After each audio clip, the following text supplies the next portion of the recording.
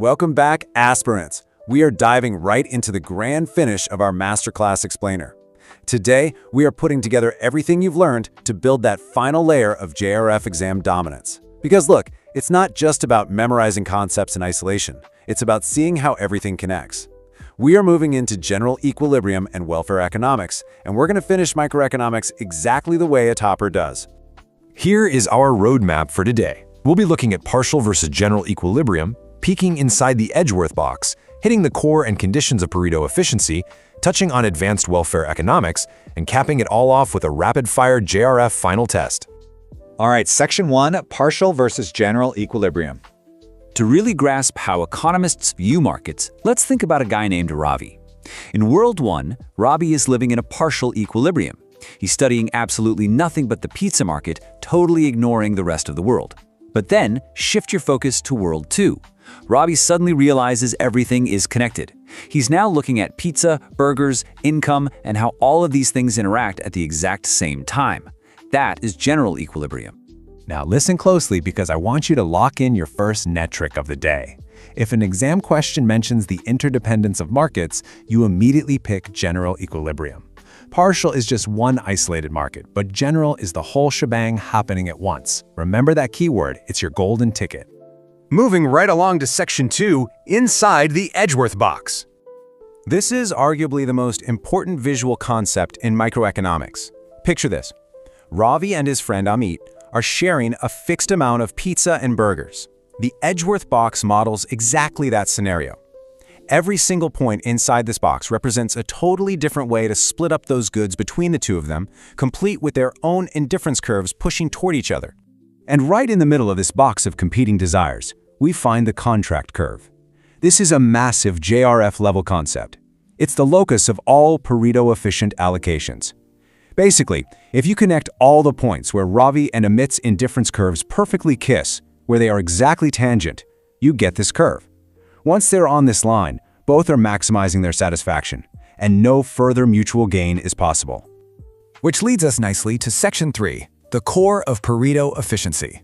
So what's the big deal with Pareto efficiency? Well, it's that specific state where you literally cannot give Ravi another slice of pizza without stealing a slice from Amit. It's a situation where nobody can be made better off without making someone else worse off. If you are anywhere on that contract curve we just talked about, you are Pareto efficient.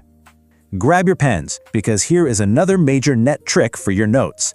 If the exam question says, no one can be better without hurting someone, that is your absolute cue for Pareto optimality. But remember this crucial insight. Efficient does not automatically mean fair. Seriously, one guy could have 99 pizzas and the other could have just one. As long as you can't give the second guy a pizza without taking it from the first guy, it is technically Pareto efficient. Crazy, right? Let's tackle Section 4, conditions for Pareto efficiency. To actually hit this magical Pareto efficiency in the real world, the economy has to strike 3 perfect mathematical balances. Take a mental screenshot of this right now. First, for consumers, their marginal rates of substitution must be equal.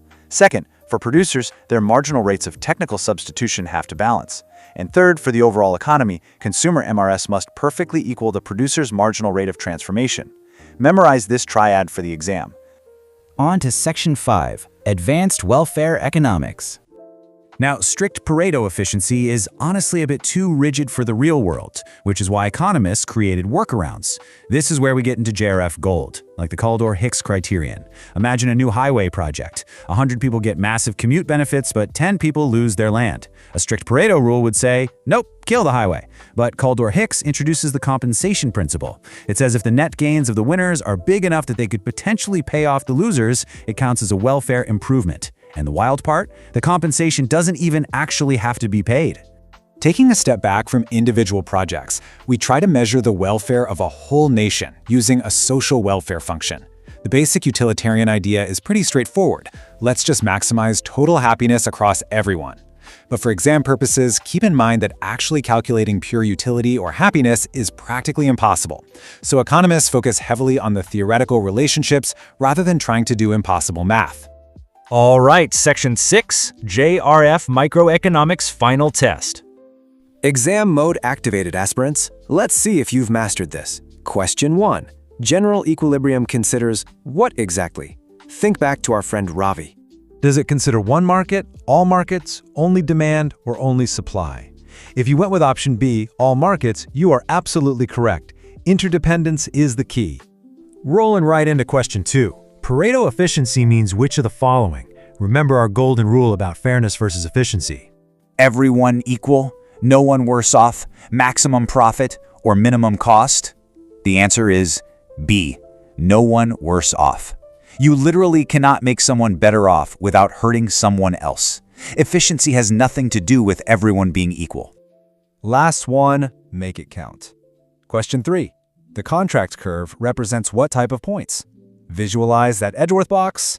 Is it inefficient points, efficient allocations, a cost curve, or a demand curve?